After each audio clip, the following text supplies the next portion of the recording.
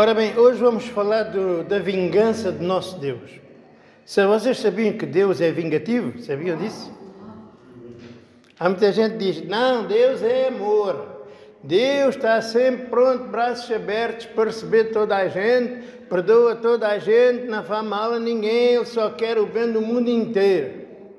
Pois é, mas isso é lá na Bíblia deles, na cabeça deles, na Bíblia isso não existe. E hoje vamos falar um bocadinho sobre a vingança de Deus. Não é nada de novo, é apenas para relembrar, irmãos, que estas coisas têm que ser levadas a sério, que a gente tem aprendido, porque o tempo cada vez está mais curto, seja na nossa vida, seja do tempo deste mundo, e a gente tem que levar estas coisas a sério, porque senão não vale a pena todo este tempo que a gente andou aqui a fazer o quê? Ainda ontem estava numa loja, apareceu-me aqui o vizinho aqui do lado, mais a vizinha, que é o nosso amigo, e a esposa assim que me viu, ai que susto! E eu só disse que ainda não viu o susto, o verdadeiro susto. Enfim, no fundo, o que é que isto me causa? Tristeza, somente tristeza e nada mais do que isso. Mas é assim, as coisas são assim, irmãos.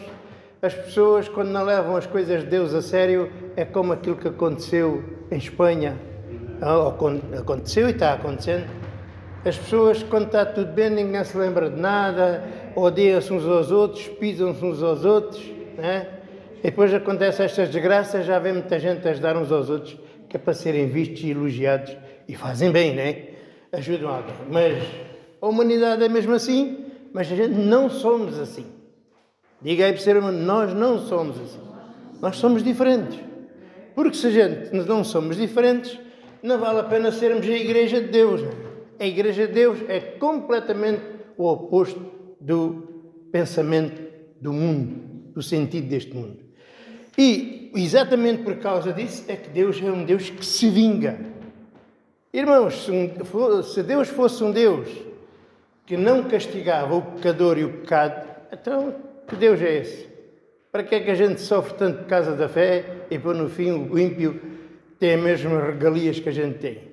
Não, Deus vinga-se. Deus, como a Bíblia diz, é um Deus que se vinga, é um Deus cheio de ira e que se irrita todos os dias. Sabiam disso? A Bíblia diz lá no Salmo que Deus é um Deus que se irrita todos os dias. O que é que vocês pensam que aconteceu aqui na Espanha de quê? É do ambiente, é disto,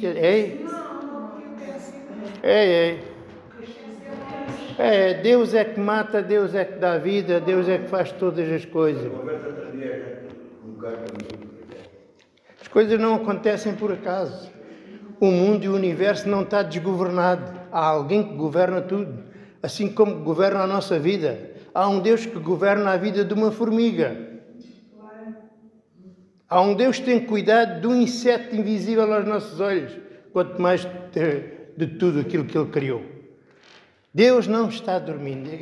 Deus não está dormindo. Mas a primeira coisa, antes de nós falarmos da vingança de Deus, eu quero que vocês abrem a segunda carta de Pedro, é quase no fim da Bíblia, mesmo lá quase no fim. Está só o Judas à frente e depois é o Apocalipse, portanto é mesmo quase no fim. A segunda carta, e vamos ler aí o verso 1. Aliás, o capítulo 1, no verso 16. Vamos lá procurar todos. Vocês, capítulo 1. Segunda de Pedro, capítulo 1, verso 16. Leiam a Bíblia, irmãos, já que eu não posso, mas leiam vocês. Já encontraram? Vamos lá ler então. Diz assim. Está escrito. Porque não vos fizemos saber a virtude e a vinda de nosso Senhor Jesus Cristo, seguindo fábulas artificialmente compostas, mas nós mesmos vimos a sua majestade, porquanto Ele recebeu de Deus Pai honra e glória, quando da magnífica glória que lhe foi dirigida a seguinte voz: Este é o meu Filho amado, em que me tenho comprazido. E ouvimos esta voz dirigida do céu, estando nós com ele no Monte Santo. E temos muito firme a palavra dos profetas, a qual fazeis bem em estar atentos, como uma luz que ilumina em um lugar escuro, até que o dia amanheça e a estrela da alva apareça em vossos corações. Sabendo primeiramente isto, que nenhuma profecia é de particular interpretação, porque a profecia nunca foi produzida pela vontade dos homens, mas os homens santos de Deus falaram inspirados pelo Espírito Santo. Primeira coisa, primeiro ponto. Vocês acham que a Bíblia, que é um testemunho da palavra de Deus, público, que está no mundo, diante de toda a gente, é de confiança ou não? Pronto. Tudo parte daqui, porque se esta base falha, tudo falha. Não é verdade? Tudo falha. E hoje, conforme os profetas disseram nos últimos dias, anda toda a gente a blasfemar de Deus e a blasfemar da palavra de Deus, dizendo que isto é tudo mentira, que isto não é assim, que isto é de outra maneira, não é? E mesmo ditos cristãos, pessoas que se dizem cristãos, não é? Líderes religiosos, andam dizendo que aqui é verdade, ali é mentira, ali é mentira, ali é verdade. Então eles é que dispõem da Bíblia. Mas será que a Bíblia é que se tem que adaptar à minha cabeça ou é a minha cabeça que se tem que adaptar à Bíblia? Quem é que ensina quem? Eu é que sou a palavra de Deus ou aquilo que está escrito é que é a palavra de Deus? Irmãos, a palavra de Deus é Cristo. Ela entra na nossa vida e faz uma coisa. Primeiro gera, faz de nós novas criaturas e depois molda-nos à imagem de Jesus. E pelo fogo nos purifica, como o ouro é purificado. Vocês sabiam que o ouro, quando é encontrado, vem cheio de rocha, de pedras, de carvão, de impurezas. Então não se consegue separar. O que é que faz? Pegam naquela rocha onde tem ouro e vai ao fogo. E o fogo derrete o ouro, fica líquido, então aí já conseguem separar e põem em moldes. Então o ouro é purificado e moldado pelo fogo. Assim também diz que nós, os cristãos, ao nascer de novo, somos purificados e moldados pelo fogo, pelas aflições, pelas adversidades, pelos problemas deste mundo. E se isso não acontecer, então tal pessoa não tem capacidade de entender o que está aqui na Bíblia. Porque a Bíblia diz o quê? Que o homem natural não entende as coisas de Deus, nem pode. Primeiro tem que nascer de Deus. Primeiro tem que ter nele a capacidade de entender as palavras do Espírito Santo. E como é que isso acontece? É quando a gente nasce à imagem de Jesus, ficamos com o coração de Jesus, com a mente de Jesus, então sim podemos compreender a palavra do nosso Pai. Estão a entender? E isso é crucial. Se isso não acontecer, não adianta eu conhecer a Bíblia de capa a capa, isso não me adianta para nada. Eu estava ouvindo um pregador aí, diz ele que é pregador, né? Um líder religioso, e estava dizendo que o problema todo é a Bíblia, não é as pessoas, é a Bíblia. E porquê? Porque a Bíblia foi escrita, né, em muitas épocas diferentes, onde havia muitos costumes diferentes, em gerações diferentes, não é? Pessoas completamente não se encontraram diferentes, e é por isso que a Bíblia se contradiz. E a gente vai ler a Bíblia e não percebe nada daquilo. Então a gente tem que ter maturidade para tentar conciliar isto tudo, não é? Isso é assim? Irmãos, é exatamente porque a Bíblia não foi escrita no mesmo tempo, por homens diferentes, em lugares diferentes, em séculos diferentes, com gerações diferentes, é que a gente sabe que isto é a palavra de Deus, porque a Bíblia só tem uma única mensagem, mais nada, que é Cristo que havia de vir para nos salvar. Todos os profetas falam da mesma coisa. Agora, claro, falam por figuras. Até Cristo foi tudo falado por parábolas, comparações. Como é que eu iria descobrir que um borrego falava de Jesus Cristo? Como é que ia descobrir essas coisas? Não podia saber. Estão a entender? Então, a Bíblia, ela está escrita a si mesma e a prova que é Deus, é que todos falaram a mesma coisa. E é isso que o nosso amado Pedro, que era analfabeto, se vocês estão aqui em 2 de Pedro, vejam lá aí a carta anterior, no fim, o que é que ele diz? A primeira de Pedro, é uma folha para trás. Vejam lá o que é que diz aí do verso 10. Capítulo 5, verso 10. É a folha logo atrás. É na outra carta antes. Vejam lá o que é que diz aí. Estamos a falar de Pedro. Capítulo 5, verso 10.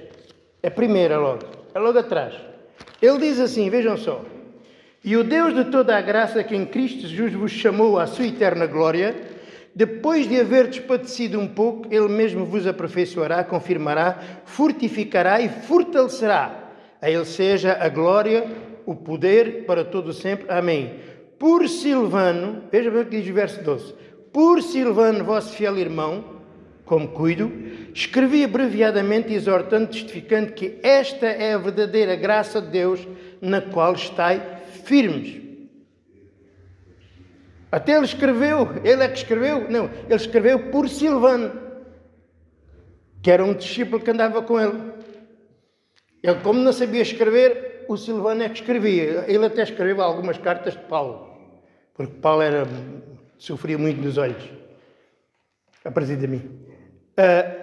Estão a entender? E ele está a dizer, isto é que é a graça de Deus, é que Ele nos chamou para a glória, para que depois de haver sido padecido um pouco, fortalecido e aperfeiçoado, por um pouco de tempo, é este o sentido da nossa vida. Ele diz, isto é que é a verdadeira graça de Deus. Então a gente sabe disto desde o princípio, irmão. Desde o princípio. E por isso sabemos, voltando à folha da frente, veja o que é que ele diz. Pedro diz assim, a gente quando falou de Jesus Cristo, quando fala de Jesus Cristo, não são histórias compostas artificialmente.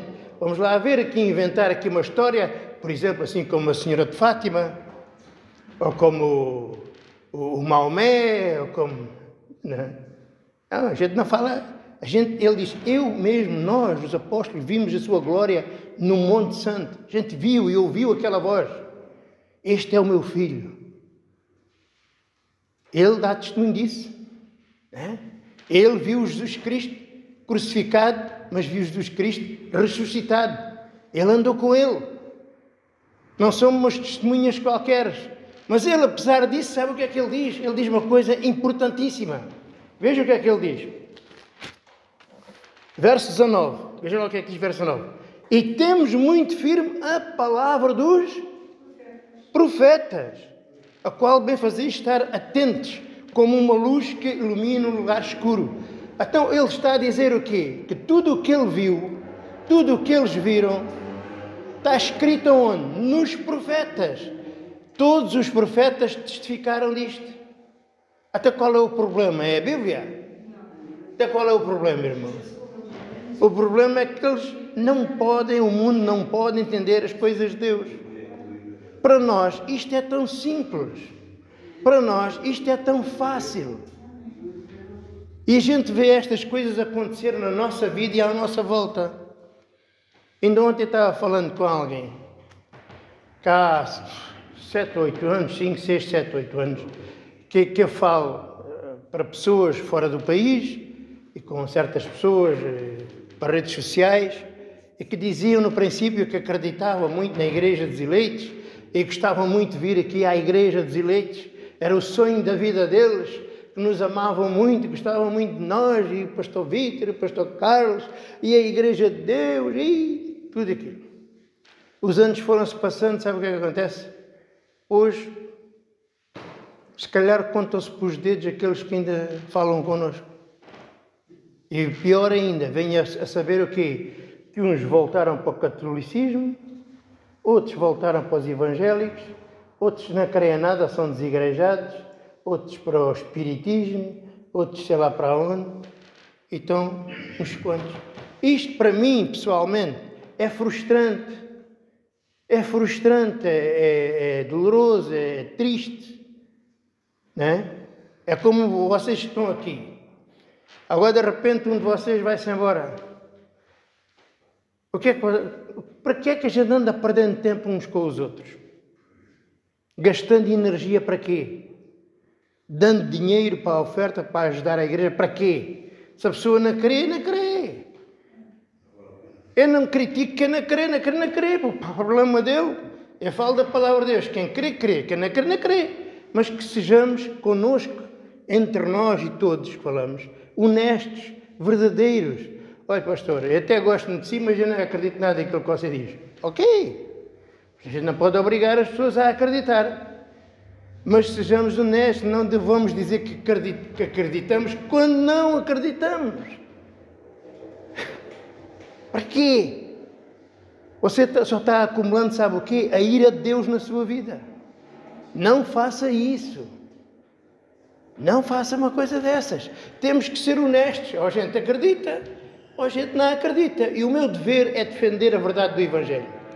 Eu estou a falar disto esta manhã, vocês sabem, porque toda a gente anda pondo faltas na palavra de Deus. Agora é uma coisa normal, toda a gente blasfema da palavra, a palavra não era assim, a palavra foi alterada por Constantino, a palavra foi alterada, sei lá por quem, para aí fora, pelo catolicismo. Isso é o quê? Isso são sintomas de incredulidade. A pessoa, como não entende as coisas de Deus, não acredita nelas, então tem que justificar a sua mentira. E dizem-se homens de Deus. Isto é que é o grave, é a tragédia disto tudo. É que se dizem cristãos. Pelo menos não se diziam cristãos. Não é? Porque se a Bíblia está alguma coisa aqui errada, quem é que decide o que é que está errado e o que é que está certo? É você? Sou eu? Somos nós? Então como é que a gente sabe? A gente esteve lá. Há mais de 2000 anos que foram escritas as últimas cartas. A gente não esteve lá. Não é verdade?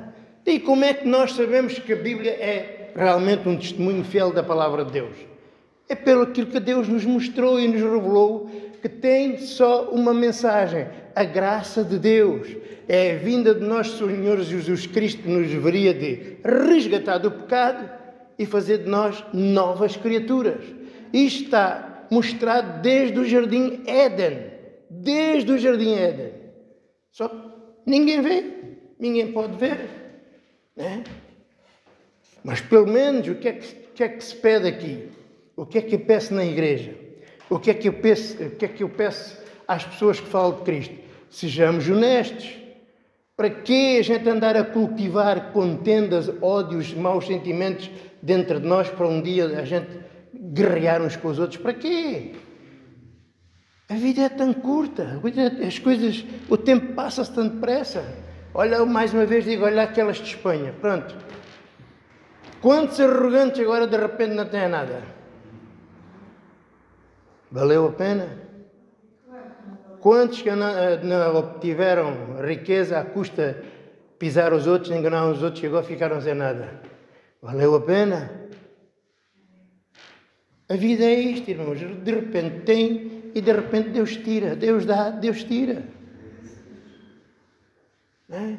E a gente não sabe o que é que vai acontecer o dia da manhã. Então, a primeira coisa que a gente tem que ter certeza é que a palavra de Deus é digna da nossa confiança. Se a gente não confia na palavra de Deus, então vamos à nossa vida. Vamos à nossa vida. Estão a entender? Agora, vejam bem. Quantas pessoas e isso é que é pior, que se dizem cristãos, mas não querem saber das coisas de Deus. E usam a Bíblia para quê? Para ganhar dinheiro, para serem elogiados, para alcançar fama, para ter domínio sobre as pessoas, para escravizar as pessoas. São autênticos terroristas. Os terroristas que nós conhecemos no mundo, o que eles fazem é prender as pessoas, torturar as pessoas e matar as pessoas. Mas é apenas o corpo. Estes não, estes estão mandando as pessoas para o inferno. As doutrinas é que levam a pessoa ao inferno, porque é a doutrina que contamina o coração. Não é, as doenças não contaminam o coração, contaminam o corpo, não o coração. Agora as doutrinas contaminam o coração. Aquilo que você acredita, aquilo que você pensa, aquilo que você raciocina, isso é que contamina o homem. Estão a entender? Mas lá está.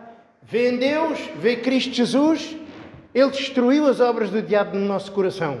Para quê? Para nos dar um coração novo. Quem tem um coração segundo Cristo, não pode ser contaminado. Vai compreender, vai perceber o que é certo e o que é errado. Estão a entender? Como está escrito, todo aquele que invocar o seu nome não será confundido.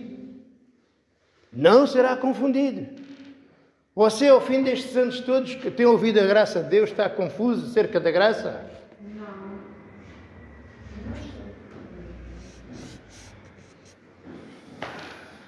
Eu não sei. Agora andam dizendo, isso, essa coisa de não acreditam na Bíblia, que não acreditam no inferno.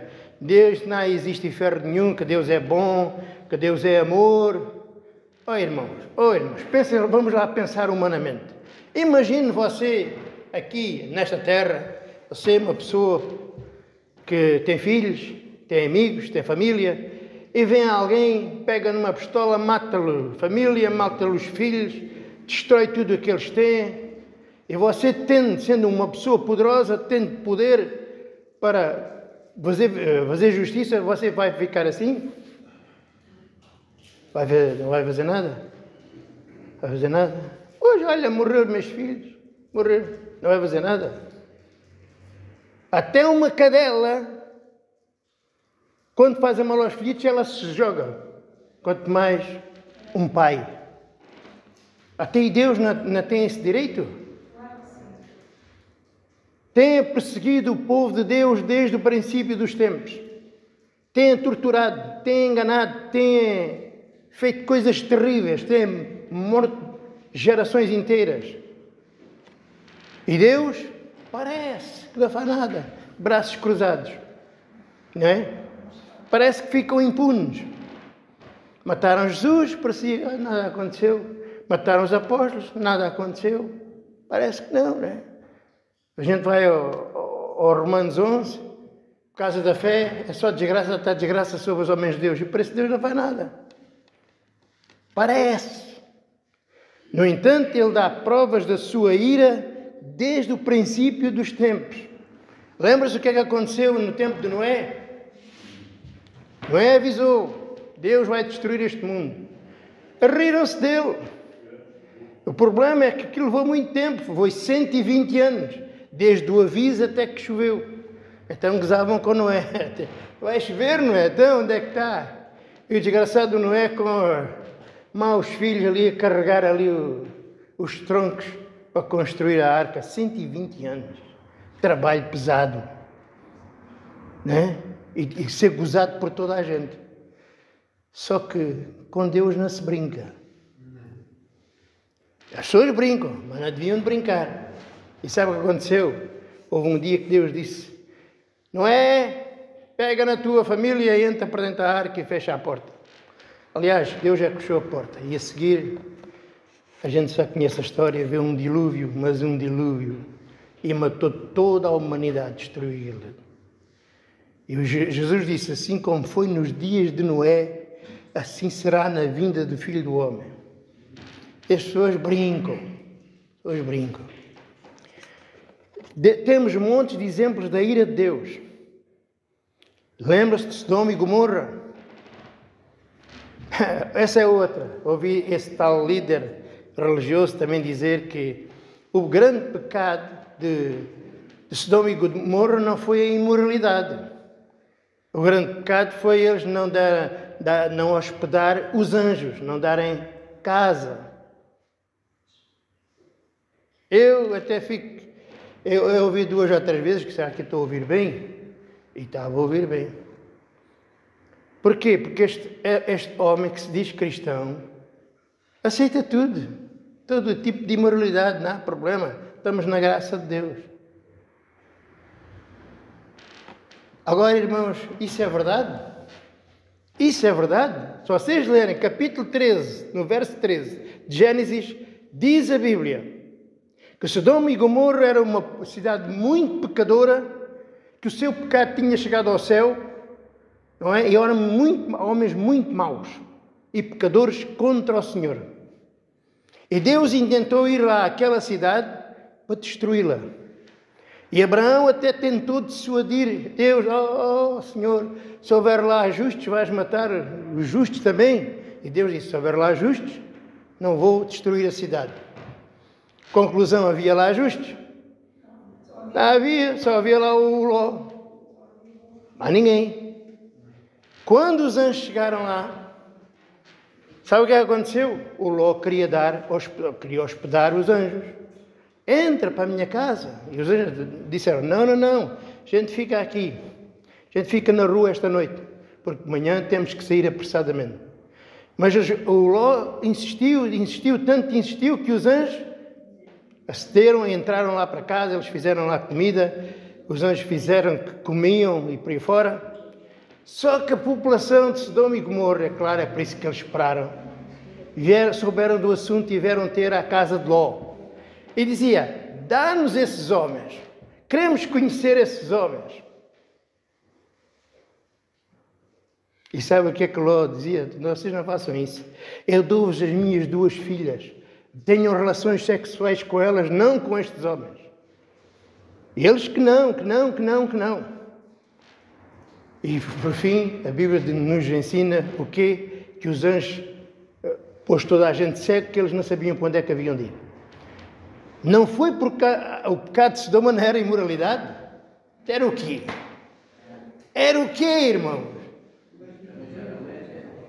Por isso é que são chamados hoje os sodomitas, que é um pecado de homossexualidade.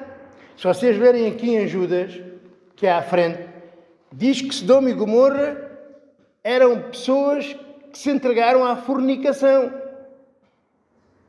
E por isso Deus as destruiu como exemplo. Olha, a gente pode ler, é logo à frente, encontra o São João, e o penúltimo livro é Judas. Vejam lá o que é que diz aí, no verso 7, Judas 7.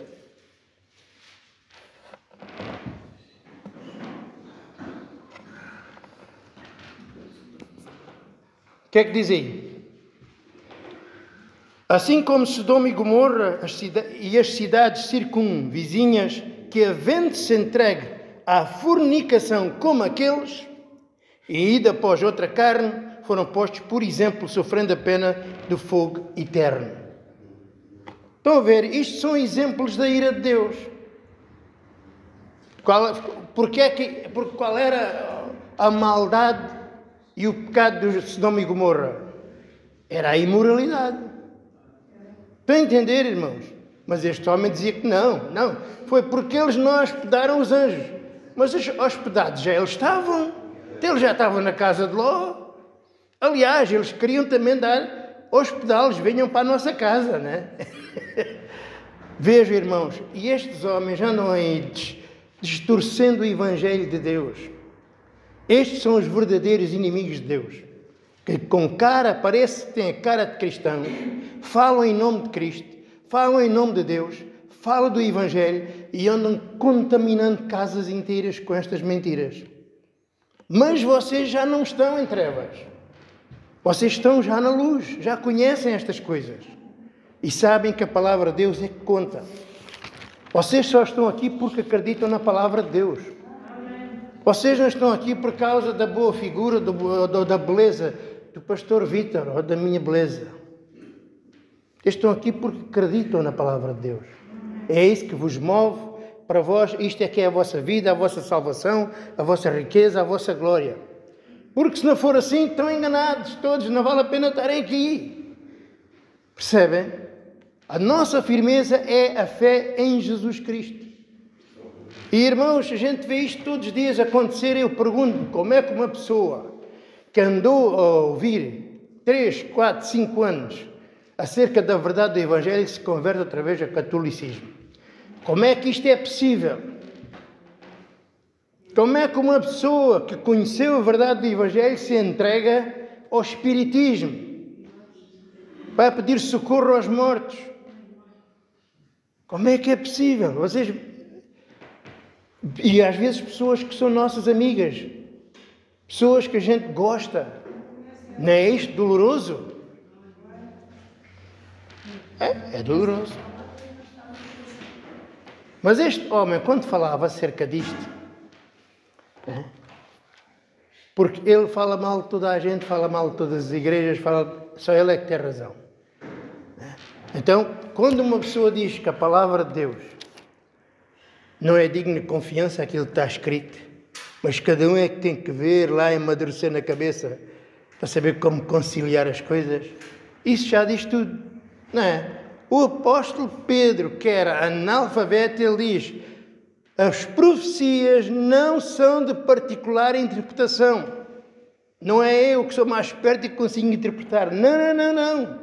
As coisas de Deus só se entendem pelo Espírito de Deus.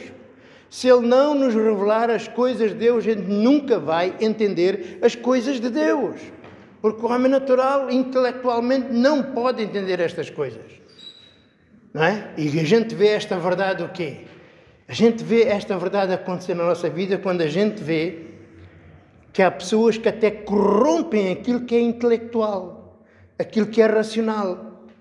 Porque elas veem aqui na Bíblia que é pecado idolatrar, ou dar ajoelhando-se e fazer orações a ídolos, e elas depois, não é antes tudo tem desculpa, a gente também fez das nossas. Depois de ouvir a verdade, vão dobrar o joelho a um ídolo e beijar os pés de um ídolo. Como é que é possível? É possível porque Deus diz que é assim. Não é falta de cuidado, não é falta de conhecimento.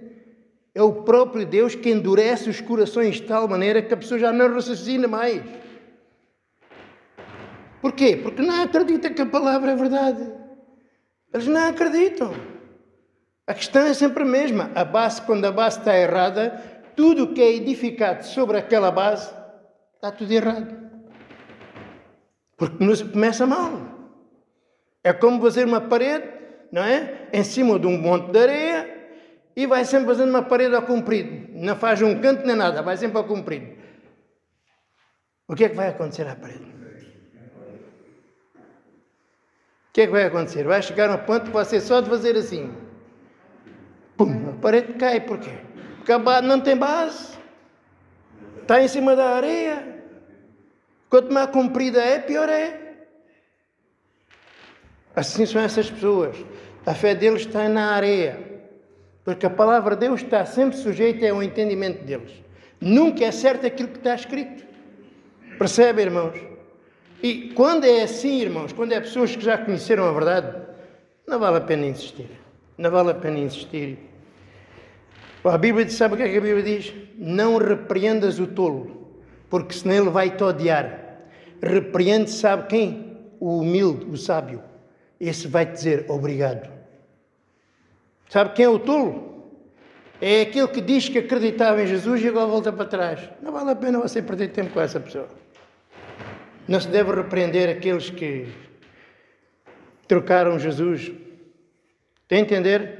E se vocês lerem estas duas cartas, seja a de Pedro, seja a de Judas, é tudo contra estes falsos profetas. O Judas disse, eu senti necessidade de defender a fé, porque há montes de gente aí que estão distorcendo a graça de Deus. Irmãos, se houve um tempo em que se distorce a graça de Deus, estamos nesse tempo. Porque nunca se distorceu tanto a palavra de Deus como no tempo de hoje. Estão a entender? Como no tempo de hoje. Alguém dizia assim, essa mentira dos sacrifícios, é outro também grande líder religioso, isso nem existe na Bíblia. Firmam-se num verso e dizem, nem existiu sacrifícios, nem holocaustos, nem existiu. Como é que uma pessoa que diz que conhece a Bíblia, quando a Bíblia está cheia de sacrifícios? O primeiro a fazer sacrifícios foi Deus. Lá com Adão, deu-lhes um pele de animal. E depois foi Abel. E depois foi Noé. não é? Abraão, Isaac, Jacó, a lei era todos os dias para apontar um sacrifício perfeito que era Jesus Cristo. Não houve sacrifícios, não há sacrifícios. Até hoje não há sacrifícios. Irmãos, a gente não somos exemplo de um sacrifício? Sabe o que é um sacrifício? Se na lei havia estes sacrifícios, agora há sacrifícios muito maiores do que na lei. Sabe o que é que Deus existe no tempo presente? Vocês sabem qual é o preço do discipulado, de ser discípulo de Cristo? Sabe o que é que Jesus disse? Aquele que não se negar a si mesmo e a tudo quanto tem, por minha causa, não pode ser meu discípulo. A nossa vida é uma vida de sacrifício por causa da fé. Porque vêm contra nós para nos tentar levar para o outro lado. E por causa da gente defender a fé, às vezes perdemos amigos, perdemos familiares, perdemos montes de coisas. Perdemos a nossa vida velha que a gente tinha. Olha para o nosso caso. A gente perdeu centenas de amigos. Tínhamos uma igreja com centenas de pessoas. Tínhamos tantos amigos. Tudo porquê? Por causa da fé. Isso não é um sacrifício. Não é um sacrifício. A gente queria isso. A gente quer essas coisas. A gente não quer. A gente quer que todos creiam como a gente crê. Então, se há sacrifícios, é agora. E, aliás, Deus pede uma coisa que a pessoa não pode dar. Deus pede, nega-te a ti mesmo. A gente, por nós mesmos, não pode fazer isso. A gente não pode negar a nossa natureza. É como se Deus dissesse, deixa de ser humano. Não consigo. Mas é aí que entra a obra de Deus. Ele faz de nós, de seres humanos, filhos de Deus. Agora sim, já podemos negar a natureza humana, a natureza da carne, porque já não somos carnais, somos espirituais. Estão a entender? Mas todo aquele que é chamado, Deus faz essa obra. Destrói as obras do diabo e faz as obras de Deus. E é isso que a gente está fazendo aqui, irmãos. E começa tudo por quê? Por considerar a palavra de Deus, que realmente é a palavra de Deus. Não é palavra de homem. Isto, seja quem for, se não levarem isto a sério, se não levarem estas coisas a sério, tudo é em vão. Vocês lembrem-se que esta vida vai acabar brevemente. A gente não vai estar aqui para sempre. A gente vê todos os dias pessoas partirem deste mundo. E a gente sabe que vai ser mau onde eles vão. A gente temos consciência disso. Isto tudo para aviso nosso. Deus mostrou a sua ira desde o princípio. Lá com o dilúvio, a Sodoma e Gomorra. Olha o que ele fez ao império do Egito. Você já viu que o faraó descanecou aquilo tudo? Não foi? Agora, o resto do tempo parece que Deus está assim. Parece que Deus não faz nada. Os ímpios prevalecem, zombam, gozam de nós. As coisas acontecem, não é? Prosperam, fazem-se fortes. Duram até os 70, 80, 90, 100 anos. E a vida corre bem. O justo não. Às vezes vem logo com problemas, logo desde pequeno, logo desde jovem. Já começa com doença aqui. Não pode isto, não pode aquilo, não é tolerante isto. Parece que as coisas é tudo à força. Tudo quando chega ao limite é que as coisas acontecem. Não é? Os outros podem fazer toda a espécie de asneira. A gente faz uma e é logo apanhado. Não é? Parece que o mundo está contra nós, os elementos estão contra nós, está tudo contra nós. Mas a gente sabe que Deus está do nosso lado. A gente compreende as obras de Deus e entende todas estas coisas. Estão a entender? Então, aquilo que você está vendo não é nada mais, nada menos do que quê? O cumprimento daquilo que os profetas falaram. Não é? Mas não basta a gente saber, a gente tem que ter consciência disto. Tem que se ter consciência. É bom, a gente vem aqui à igreja, ouve a palavra de Deus, lê a Bíblia e tem conhecimento. Não é conhecimento, é consciência. Isto é uma realidade. Sabiam disso? Isto é uma realidade. A igreja dos eleitos é uma realidade. Como os profetas, não é? Parece que Deus não nos ouve. Parece que no tempo presente ninguém nos ouve. A gente sabe. o que é verdade, mas ninguém quer saber. E a nossa cabeça diz: como é que vocês podem ser igreja de Deus se ninguém vos ouve? Estamos aqui há tanto tempo, parece que será que é 120 anos como não é? Parece que as coisas não acontecem. Mas irmãos, para mim, este tempo todo de espera não tem sido em vão. Não foi para perder tempo.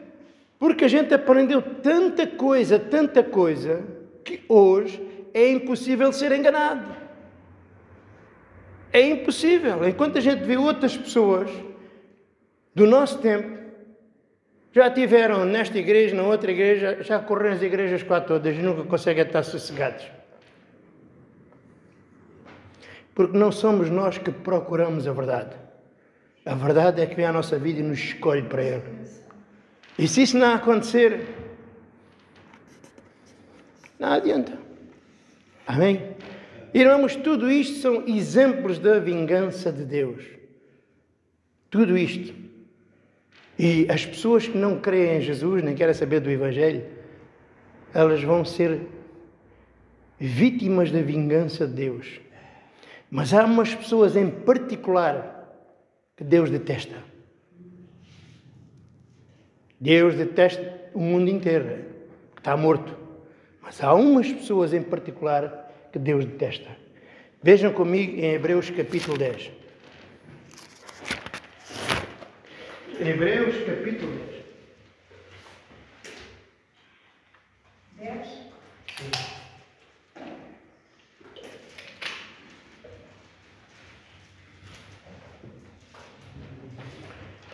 Hebreus, no capítulo 10, e vamos ler aí a partir do verso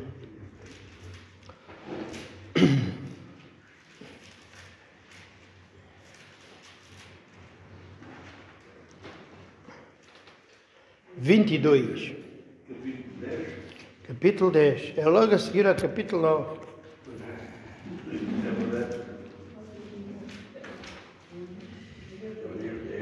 Como eu vos disse, eu não estou aqui falando nada de novo, não estou trazendo novidades, estou apenas a alertar os irmãos que Deus não se deixa gozar, que a ira de Deus é uma realidade, a gente vê exemplos dela todos os dias, estas guerras, estas desgraças, eles têm sempre uma desculpa que é o ambiente, é isto. Não, irmãos, é quem governa as coisas. Deus é que faz parecer que são consequências. Lembra-se que todo o Velho Testamento era sombras. Era? E porquê é que Deus fazia as coisas por sombras e não falava a realidade? Para que eles não se convertessem e lhes sejam perdoados os pecados. Hoje é igual. Hoje é a mesma coisa. Capítulo 10, verso 22, o nosso amado Paulo diz assim: cheguemos com o verdadeiro coração e inteira certeza de fé. Olha só as condições. É isto é que é ter consciência. Cheguemos a Deus como?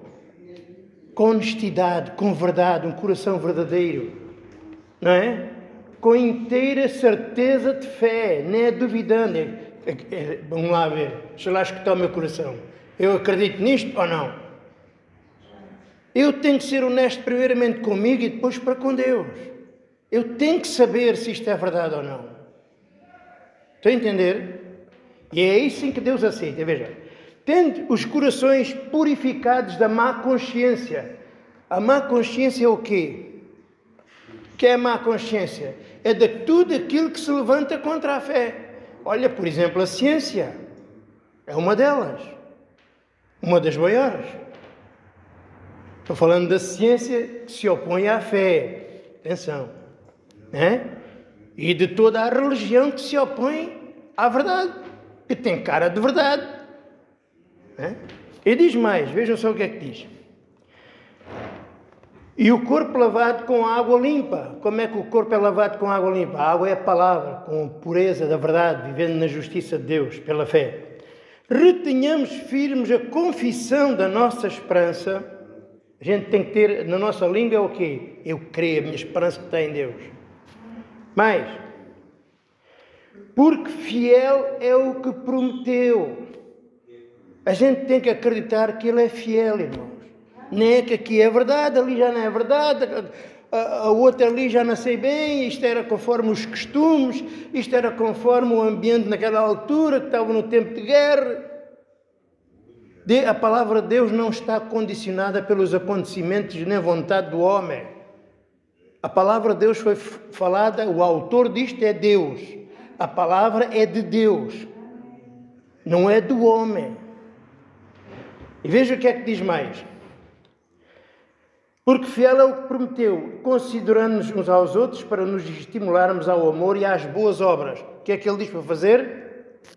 Estimular uns aos outros, dar ânimo, animar uns aos outros, e fazer o bem, uns aos outros. Ao amor e às boas obras. E depois diz o quê? Verso 25, o que é que diz aí? Não deixando a nossa congregação, como é o costume de alguns, antes admoestando uns aos outros, e tanto mais quando vedes que vai aproximando aquele dia. O que é que ele diz? O que é o costume de muitos? O que é o costume de muitos? O que é que ele diz que é o costume de muitos? Abandonar a congregação. Irmãos, só abandonar a congregação que não tem a certeza das coisas. Ou porque se deixou enganar por alguma razão. Ou por falta de conhecimento, pode ser. Fora disso, a pessoa que deixa de coração a igreja nunca creu. Foi tudo uma mentira. E a gente já viu pessoas aqui assim, que chegaram aqui e tinham má fé que a gente todos. Sabiam mais que a gente todos. Conheciam Jesus da cabeça aos pés. E depois, onde é que eles estão? Desapareceram. E depois há outras pessoas que querem conciliar os interesses da família com as coisas de Deus. O elo mais fraco vai arrebentar. Porque não é possível. Deus não aceita acordos. Ou é sim, ou é não. E Ele tem que estar acima dos amigos, da família e de toda a gente. Até mesmo acima de nós. Há muita gente diz que põe Deus acima de tudo, menos deles, não é? Mas é acima de nós. E ele diz, verso 26, o quê? Leiam lá o verso 26. Porque se pecarmos voluntariamente depois de termos recebido o conhecimento da verdade, já não resta mais sacrifícios pelos pecados. Jesus já não veio morrer outra vez. Então, depois de a gente conhecer a verdade, a gente conhece o que é graça, e se for preciso até diz amém, e depois dá-lhe na cabeça voltar para trás. O voltar para trás não é sair ali para aquela porta, é aqui no coração. É voltar para trás na fé. Se for preciso, há pessoas que vêm aqui, mas nunca tiveram connosco. Vem aqui é por outra razão. Ou quando volta para trás, que com a boca disse que acreditava e depois voltou para trás e agora diz que já não acredita, e diz de coração, isso é pecado voluntário. O que é um pecado voluntário? É um pecado que eu fiz de coração, eu fiz mesmo porque é a minha decisão. Isso é que é voluntário. Um pecado por fraqueza, não. Um pecado involuntário é eu fazer uma coisa que eu não queria fazer. Isso é involuntário, eu não queria. Mas por causa da minha fraqueza, aconteceu. Agora, o pecado que não tem perdão, que é o pecado contra o Espírito Santo, é aquele que de coração nega a fé. Não. Eu saio daqui porque eu não acredito nisto. E vi isso acontecer, irmãos, aqui e com muitas pessoas já. E vi isso acontecer com uma pessoa que aqui perdi muito tempo, muitas horas, muitos dias, que dizia que acreditava muito em tudo aquilo que eu dizia e parecia um papagaio, citava tudo o que eu falava. E um dia desapareceu e não consegui mais contatá-lo. E vinha descobrir, está na maçonaria, outra religião. Descobriu que aquilo é que o ajuda a aperfeiçoar, a ser um bom ser humano. Oh, irmãos, porquê é que não dizem logo que não acreditam? Para que arrastar isto anos? Sejam honestos. Eu não acredito e não acredito. Não é? E isso é esse tipo de pessoas, é desse tipo de pessoas que são sinais muito complicados. É sinal de morte. Isso é pecado contra o Espírito Santo. Percebem? E a gente tem que ter consciência que as coisas de Deus são realmente reais. Isso ele avisa, tenham cuidado, estimulem-se uns aos outros, vivam em amor, nas boas obras, cheguem-se a Deus com um coração verdadeiro, sejam honestos para vós mesmos. Um coração, uma boa consciência para com Deus. E não deixem congregação como é o costume de alguns. E ele avisa, porque se a gente peca voluntariamente, como é que peca voluntariamente?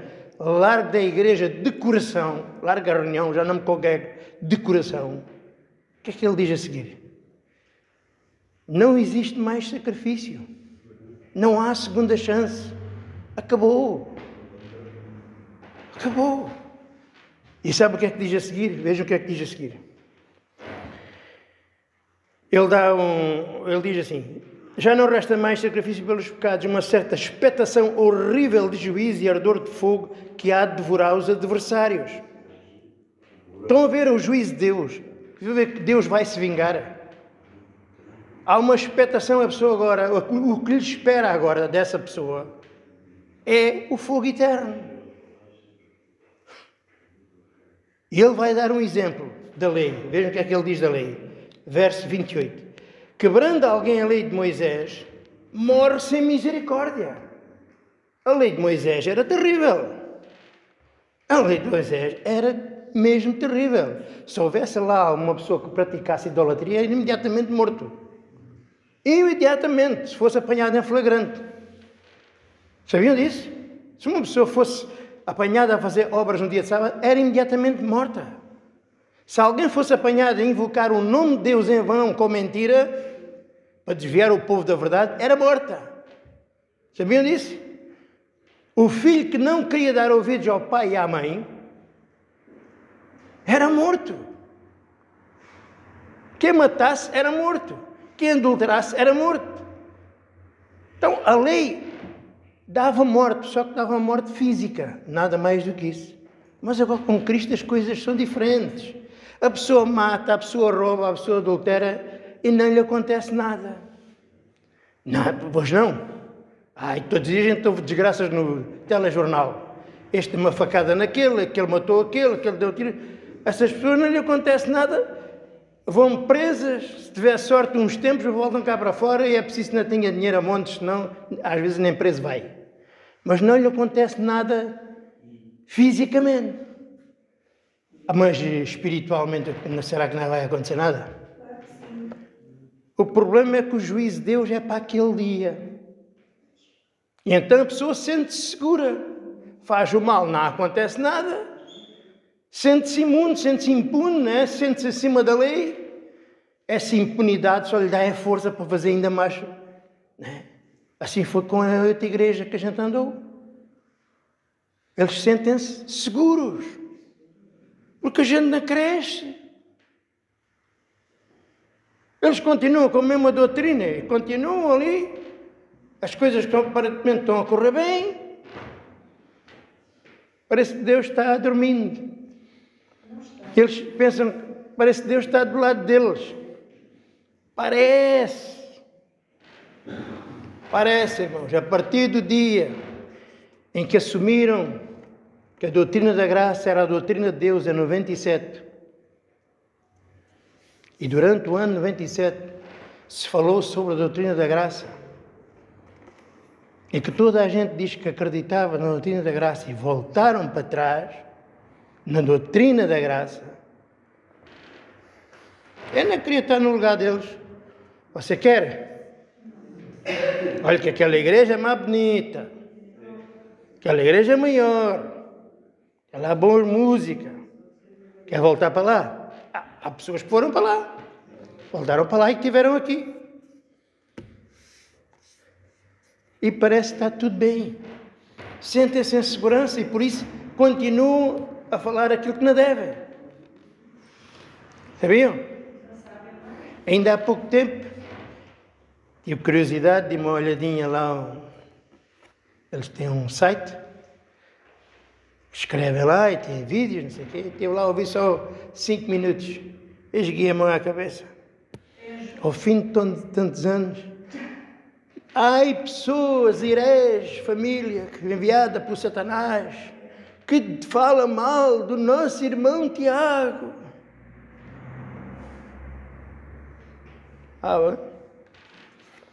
Dizendo que a fé sem obras, afinal não é morta. Afinal somos só salvos pela fé, não precisa de obra nenhuma. Estes hereges.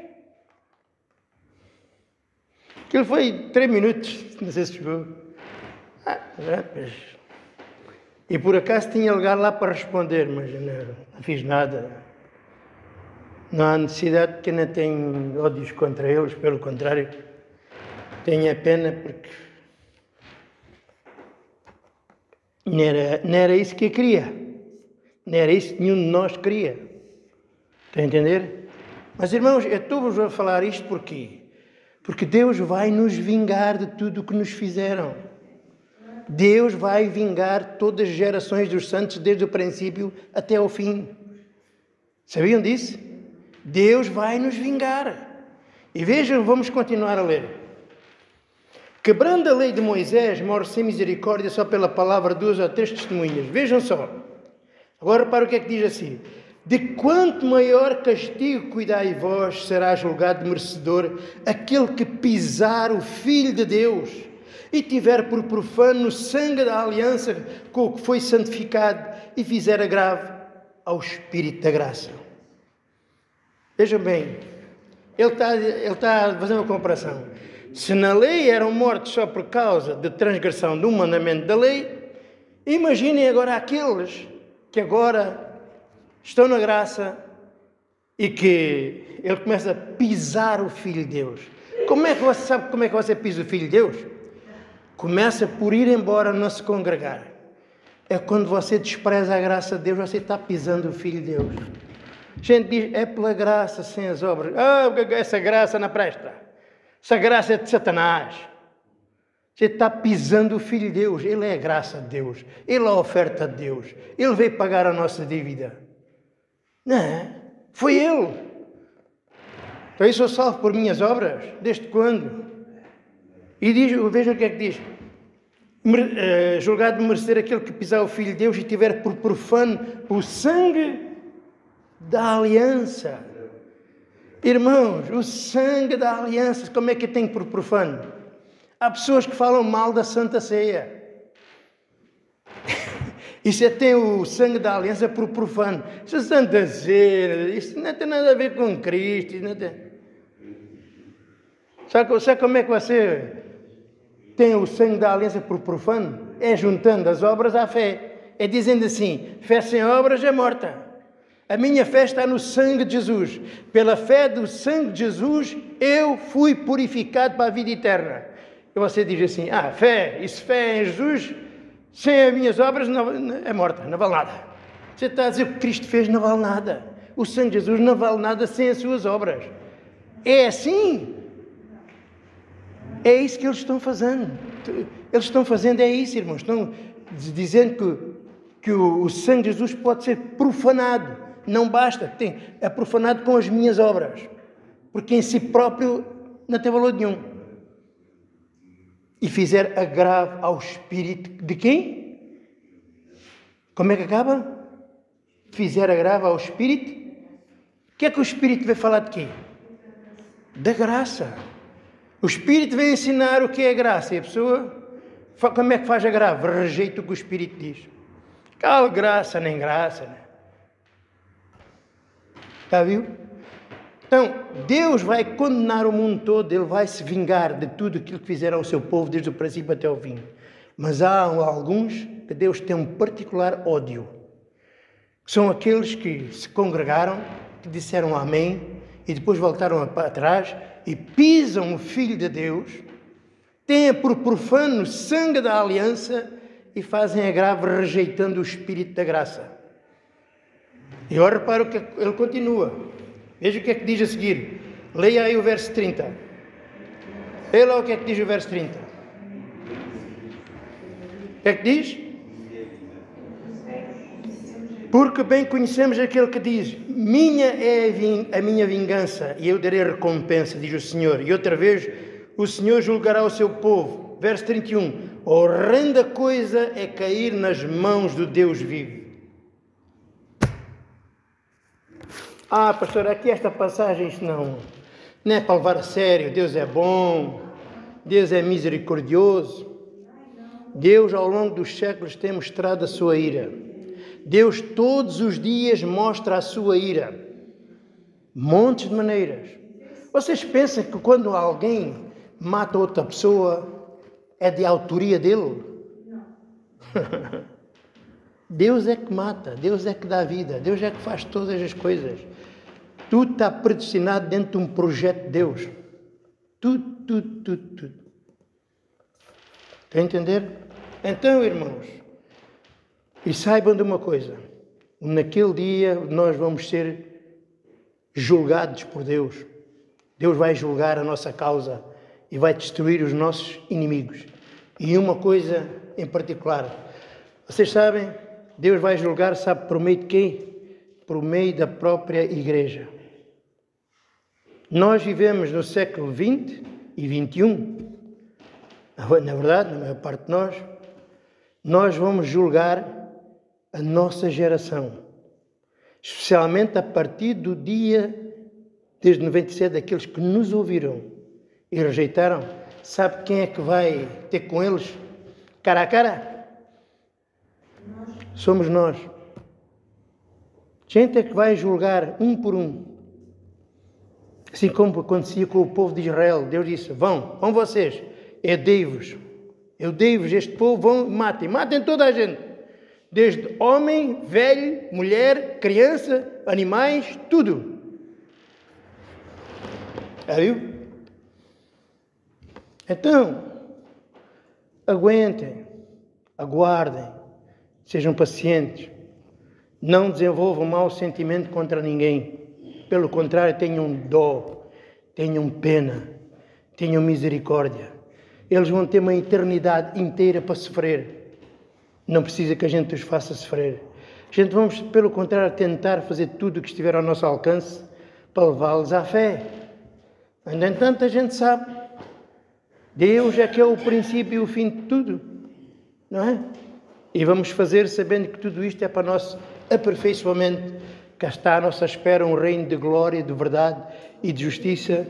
E importa que no tempo presente passemos por adversidades para a gente poder mostrar ao mundo e aos anjos que somos a família de Deus, somos o povo da fé, não é? Que Deus sempre deu testemunho desde o princípio. Então, Deus vinga-se? Pode crer que sim. Pode crer que sim. Deus é um Deus de vingança. E coisa horrenda é cair na mão deste Deus. Quem é que cai nas mãos deste Deus? Todo o que não crer em Cristo, mas em especial aquele que fez as obras do diabo, que esteve connosco, andou connosco e agora anda aí fora a falar mal da graça. Esse é que é o anticristo, os anticristos que andam aí na rua. Estiveram connosco, disseram que nos amavam, que acreditaram na nossa palavra e hoje andam aí fora falando mal da igreja dos eleitos. Falando mal dos pastores da igreja dos eleitos. Dizendo que a gente ensina as pessoas a fazer o mal, a andar no pecado. Deixem dizê-los, não importa. Mas é esses, principalmente esses, que são dignos da ira de Deus. Lembra-se de Sodoma e Gomorra. Lembra-se do dilúvio. Lembra-se do império, né, do Egito. O que é que aconteceu? Quando Deus se levantar para defender o seu povo, uai. Se fosse esta morte só, a gente não podia fazer nada, não se podia vingar. Mas todos aqueles que perseguiram o povo de Deus estão aguardando num lugar para o dia da vingança. Sabiam? Estão lá à espera. Assim como o povo de Deus está à espera da vingança.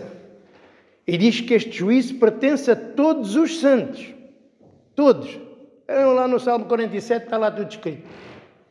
Quando a gente se manifestar em glória é para fazer em nome de Deus justiça e juízo. Estão a entender, irmãos? Os irmãos perceberam? Então Deus é um Deus de vingança.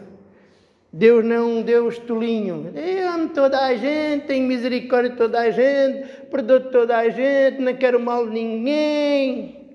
Isso não é amor, isso é palermice. Isso é palermice.